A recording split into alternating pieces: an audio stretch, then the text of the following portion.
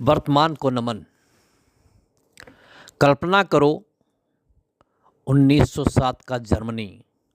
हजारों लोग इंटरनेशनल कांग्रेस में बैठे हैं। अचानक एक भारतीय महिला स्टेज पर खड़ी होती है। गोरा रंग, उन्नत भाल, स्वस्थ काठी, कजरारे नयन, धीर गंभीर चेहरे पर मुस्कान, भारतीय परिधान, बहुरंगी साड़ी पहने वह युवती जब 22 अगस्त 1907 के जर्मनी के स्टुटगार्ट नगर के एक सभागार में आयोजित अंतर्राष्ट्रीय समाजवादी सम्मेलन, हाथ में एक झंडा, हरा पीला लाल, वो चिल्लाती हैं वंदे मातरम और झंडा फहराती हैं, तो हजारों लोग उन्हें अपलक देख रहे थे। लगता था जैसे मंत्रमुग्ध हो गए हैं और एक दूसरे से कह रहे थे, वाह क्या सौंदर्य है, बिल्कुल भारत की राजकुमारी जैसा। साथ ही सुसंस्कृत और प्रभावशाली भी। उनकी आभा से सभी चमत्कृत थे। वो पहली बार था जब भारत का झंडा विदेश की ज़मीन पर लहराया गया। ब्रिटिश हुकूमत कांप गई। वो महिला थी मैडम भीकाजी कामा, आज़ादी की माँ। लेकिन उनकी कहानी सिर्फ झंडे तक नहीं रुकती। ये एक ऐसी जंग है जो आज भी हमें सिखाती है एक इंसान कितना बड़ा बदलाव ला सकता है। झंडा फहराने के साथ ही उन्होंने अपना उद्बोधन शुरू किया। संसार के स्वतंत्रता प्रेमी महानुभावों, मैं विधिवत अपने देश का झंडा फहराकर ही बोलना शुरू करती हूँ। यह झंडा है देश की आन बान शान का, भारत के शहीदों के त्याग और तप का प्रतिफल और क्रांतिकारियों का मनोबल, स्वाधीनता के प्रतीक।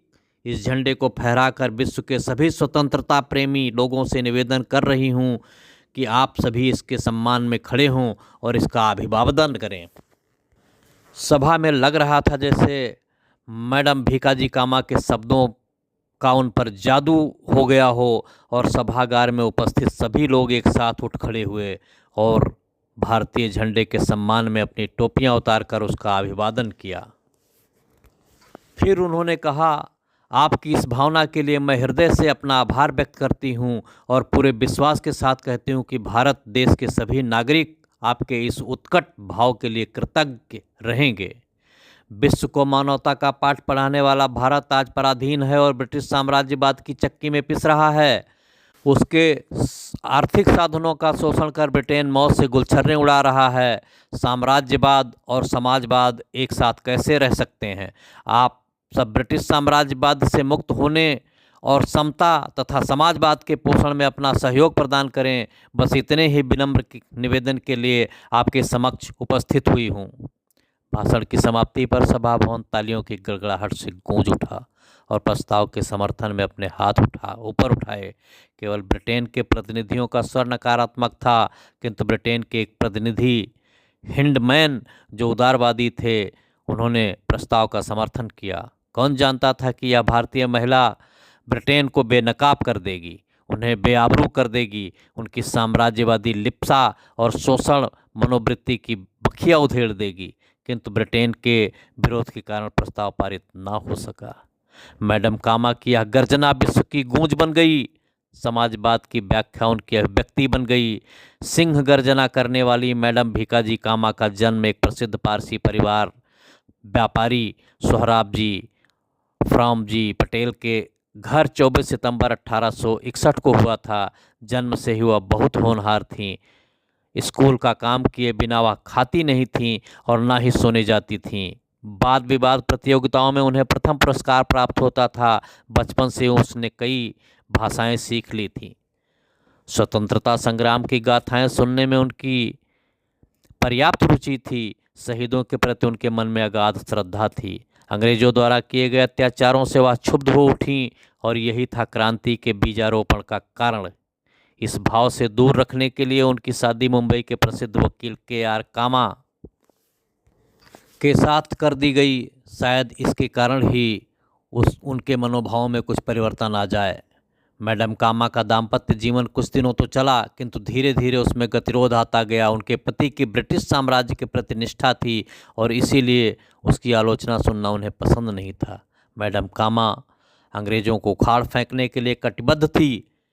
इन्हीं विरोधाभासी विचारों के कारण दोनों में ठनने लगी और वैवाहिक जीवन की परिणति यह हुई कि दोनों में बोलचाल भी बंद हो गई।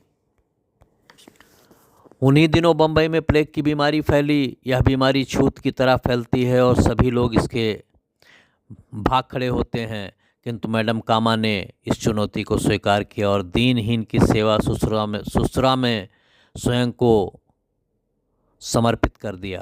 प्लेग के रोगियों की अथक सेवा करती, उन्हें ढांढस बंधाती और कहती कि उनका जीवन देश का जीवन है। सेवा करते करते वे स्वयं उसकी शिकार हो गईं। मृत्यु से तो वह बच गईं, किंतु स्वास्थ्य काफ़ी गिर गया। इसी उपचार के लिए अप्रैल 1901 में उन्हें यूरोप भेज दिया गया। जर्मनी, फ्रांस, स्कॉटलैंड आदि देशों में एक एक वर्ष रहकर 1905 में मैडम कामा लंदन पहुंच गईं। वहां उन्होंने प्रसिद्ध कांग्रेसी नेता दादा भाई नेरोजी के निजी सचिव के रूप में कार्य किया। धीरे धीरे उनका संबंध श्यामजी कृष्ण वर्मा, सरदार सिंह राणा और विनायक दामोदर सावरकर जैसे महान क्रांतिकारियों के साथ आया। श्यामजी कृष्ण वर्मा की पत्रिका दी इंडियन सोशियोलॉजिस्ट में उनके लेख प्रकाशित होने लगे और श्री वर्मा द्वारा स्थापित इंडियन होम रूल सोसाइटी में काम कर वे अपना सारा समय लगाती थी। क्रांतिकारी गतिविधियों के विरोध स्वरूप ब्रिटिश सरकार की दमनकारी नीतियों के फलस्वरूप मैडम कामा श्यामजी कृष्ण वर्मा के साथ लंदन छोड़कर फ्रांस चली गईं। फ्रांस में रहकर पेरिस से क्रांति की ज्वाला को प्रज्वलित रखा। लाला हृदय लाल को भी ब्रिटेन से निष्कासित कर दिया। सरदार सिंह राणा पहले ही फ्रांस में थे। सावरकर भी लंदन छोड़कर फ्रांस आ गए। फ्रांस अब भारतीय क्रांतिकारियों का गढ़ हो गया। फ्रांस में सन 1907 में जर्मनी के स्टुटगार्ट नगर के अंतर्राष्ट्रीय समाजवादी सम्मेलन में पहुंची, जहां ललकारते हुए ब्रिटिश साम्राज्य की भर्त्सना की और वह भाषण समाजवादी व्यवस्था का अंग बन गया। जिससे विवेकानंद ने अमेरिका में भारत के गौरव का डंका बजाया था, उसी प्रकार मैडम कामा ने अमेरिका में भारतीय स्वतंत्रता संग्राम का बिगुल फूंका। महान क्रांतिकारी मौलवी बकरतुल्ला ने भी उनके भाषणों का भरपूर लुत्फ उठाया। न्यूयॉर्क के प्रेस रिपोर्टरों से साक्षात्कार के समय भीकाजी कामा ने कहा कि भारत के लोग यद्यपि भूखे हैं और अनपढ़ हैं, पर उनमें आज़ादी की भूख कहीं अधिक है। 28 अक्टूबर 1907 को मिनर्वा क्लब द्वारा वालफोर्ड एस्टोरिया होटल में आयोजित कार्यक्रम में उन्होंने कहा कि आप लोग रूस के बारे में तो बहुत कुछ जानते हैं, लेकिन भारत के बारे में कुछ नहीं जानते। अंग्रेज लोग भारत के लोगों का खून चूसकर भी प्रचारित कर रहा है कि भारत के लोग बहुत सुखी हैं और वे स्वाधीनता नहीं चाहते। आप सबसे निवेदन है कि भारत की स्वाधीनता के लिए सहयोग करें। अमेरिका में धुआंधार प्रचार के बाद वे पुनः लंदन पहुंची। वह यह बखूबी जानती थी कि लंदन में गिरफ्तारी के साथ साथ उनकी जान को भी खतरा है, किंतु वहां निर्वासित होकर आए कांग्रेस के दिग्गज नेताओं से वे भारत के समाचारों के बारे में जानकारी लेना चाहती थी। उन्हें यह जानकर अपार प्रसन्नता हुई कि 1907 में सूरत में संपन्न कांग्रेस अधिवेशन में गरम दल के लोगों का प्रभाव दिनों दिन बढ़ रहा है। लंदन के कैक्सटन हॉल में एक सम्मेलन आयोजित हुआ, जिसमें लाला लाजपत राय, बिपिन चंद्र पाल, खापेट, गोकुल चंद नारंग और आगा खां जैसे दिग्गज नेता उपस्थित थे, किंतु सबसे अधिक प्रभावशाली और ओजस्वी भाषण मैडम कामा का ही था। उन्होंने कहा कि स्वाधीनता के लिए अंग्रेजों को भारत से खदेड़ना कोई हिंसा नहीं है, क्योंकि हिंसक से निपटने के लिए केवल यही मार्ग है। शेर की मांद में घुसकर शेर को ललकार रही थीं और उनका यह संदेश था, देश के लिए मर मिटना हमारे जीवन का उद्देश्य है। उसमें कष्ट और बाधाएं तो आएंगी ही, उनको चीर कर हम आगे बढ़ेंगे। हम भारत के हैं और भारत हमारे लिए है। सन 1908 में इंडिया हाउस में भारत के स्वतंत्रता संग्राम के 50 वर्ष होने पर एक कार्यक्रम किया गया, जिसके लिए धन एकत्रित करने का काम मैडम कामा को सौंपा गया और हर प्रकार के क्रांतिकारी साहित्य को प्रकाशित कराने और वितरित करने के काम को भी उन्होंने बखूबी अंजाम दिया। यहाँ तक कि भारतीय स्वतंत्रता संग्राम 1857 को भी प्रकाशित कराया और गोपनीय ढंग से वितरण कर सभी देशों में उसकी प्रतियां भेजी। 1 मई सन 1909 को पुनः पेरिस पहुंच गईं, जहां उन्होंने वंदे मातरम समाचार पत्र का प्रकाशन शुरू किया। इसके लिए उन्हें बहुत परिश्रम करना पड़ा। बाद में उसके अंक जनवरी से अगस्त 1910 तक जिनेवा से प्रकाशित किए गए और अंततः वहाँ से भी हटाकर हॉलैंड ले जाना पड़ा। ये आज की पीढ़ी के नौजवान, हमारे देश के लोग और हमारे देश के नेता जो किस देश का खून चूस चूस कर अंग्रेज़ों से भी ज़्यादा देश को घायल कर रहे हैं, उनको ये जानना चाहिए, समझना चाहिए कि आज़ादी मुफ्त में नहीं मिली है। आज़ादी के लिए लोगों ने अपनी क्या क्या कुर्बानियाँ दी, किस किस देश में भागते रहे, कहाँ कहाँ से उन्होंने देश के लिए लोगों में जागरूकता पैदा की। आज़ादी के लिए धन की आवश्यकता थी, उसको किस किस तरह से जोड़ा गया। सुभाष चंद्र बोस उसी पीरियड में कहाँ कहाँ दौड़े, किस किस देश में गए और कहाँ कहाँ से उन्होंने सेनाओं को एकत्रित किया। मैडम कामा ने आह्वान किया कि महिलाएं भी राजनीति में भाग लेकर आगे आएं।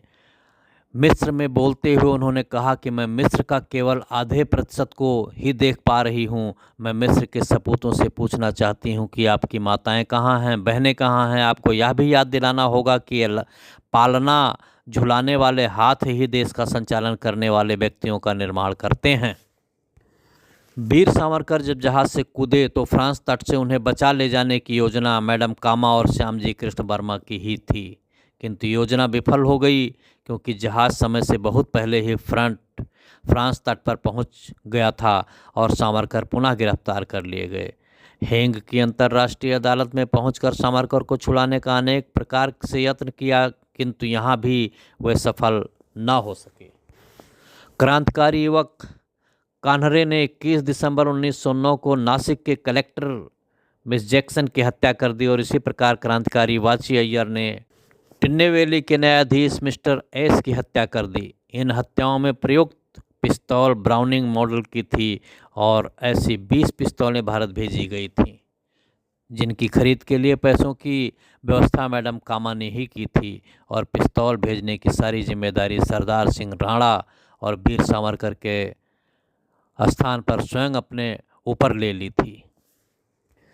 मदन लाल ढींगरा को अपने बेटे जैसा मानती थी। उन्हें फांसी लगने के बाद वह पागलों जैसी हो गई थी। भारत के डॉक्टर अविनाश भट्टाचार्य सन 1913 में मैडम कामा से मिलने फ्रांस गए और मिलने पर जैसे ही मदन लाल ढींगरा का नाम आया तो उनकी आंखों से झरझर आंसू टपकने लगे।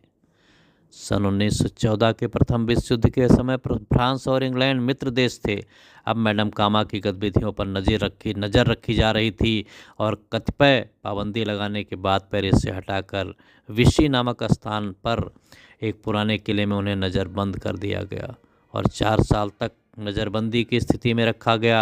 युद्ध की समाप्ति पर उन्हें छोड़ा तो अवश्य, किंतु उनका स्वास्थ्य काफ़ी गिर गया था। उनका शरीर सूख कर जर्जर हो गया था। सरदार सिंह राणा यह देखकर रो पड़े। मैडम कामा ने मातृभूमि के लिए जलियान द्वारा प्रस्थान किया। आयु भी लगभग 70 के आसपास थी। भारत पहुंचते उन्हें अस्पताल की शरण लेनी पड़ी।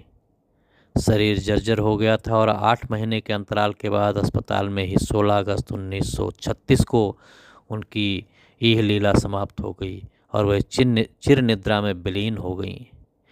यद्यपि यह सत्य है कि उनकी मृत्यु फांसी अथवा गोली लगने से नहीं हुई, किंतु स्वाधीनता संग्राम में उनकी शहादत अतुलनीय है, जिस पर प्रत्येक भारतवासी को गर्व है।